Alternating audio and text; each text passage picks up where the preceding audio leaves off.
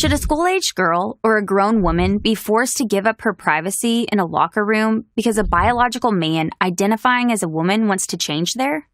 Should a shelter serving women who have survived rape, sex trafficking, and domestic violence be forced to allow biological men to sleep side by side with these women?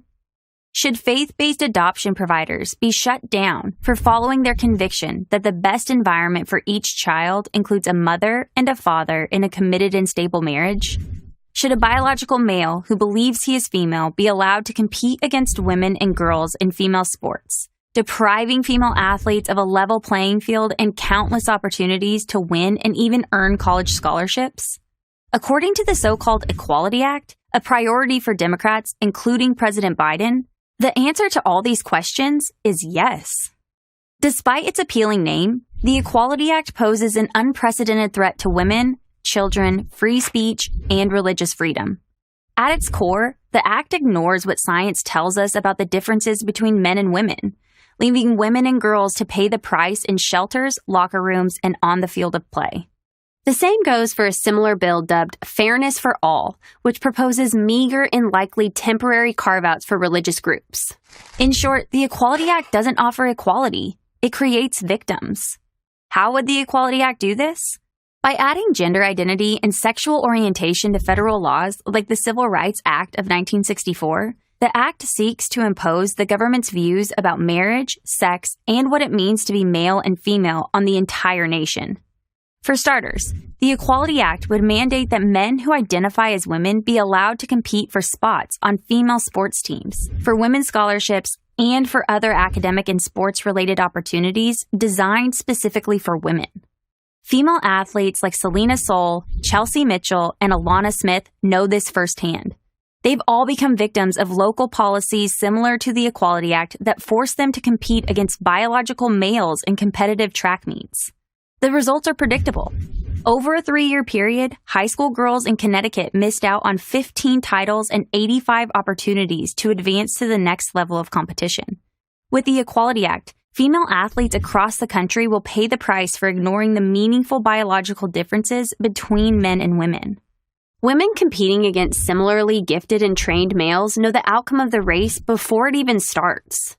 In 1 year, 275 high school boys ran faster times than the lifetime best of world champion sprinter Allison Felix. That's hardly equality. Rather, it's discrimination against women and girls.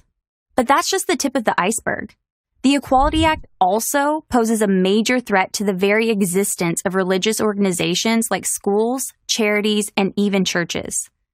For many Americans, their faith inspires them to act for the good of their neighbors and for the flourishing of society. Their faith also requires them to abide by its teachings regarding marriage, sex, and what it means to be male and female.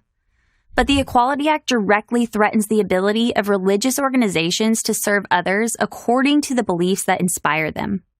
The act would force faith-based adoption providers, for example, to violate their core beliefs by placing children in homes without a mother and a father. Worse, the act could forbid nearly every religious school, charity, and church from hiring staff and leaders that share their religious views, if those views diverge from the new government orthodoxy. Under the Equality Act regime, the federal government may have more say over the next pastor of your church than your congregation, denomination, or diocese. And that means a total abandonment of the God-given freedoms of speech, religious exercise, and of assembly that America's founders set out to protect in the Constitution and the Bill of Rights. The Act's devastating effects also extend to the marketplace. Just ask creative professionals like Jack Phillips or Baronel Stutzman. Both serve everyone, but cannot express all messages or participate in every event through their art. And when they politely decline to create art celebrating same-sex wedding ceremonies, their home states of Colorado and Washington hounded them with years of litigation under laws similar to the Equality Act. The Equality Act could multiply situations like these, imposing a nationwide version of the freedom-crushing state laws that harm people like Jack and Baronel. The freedom to live peaceably according to our beliefs is a bedrock of free society, resting on our human dignity and codified by the First Amendment.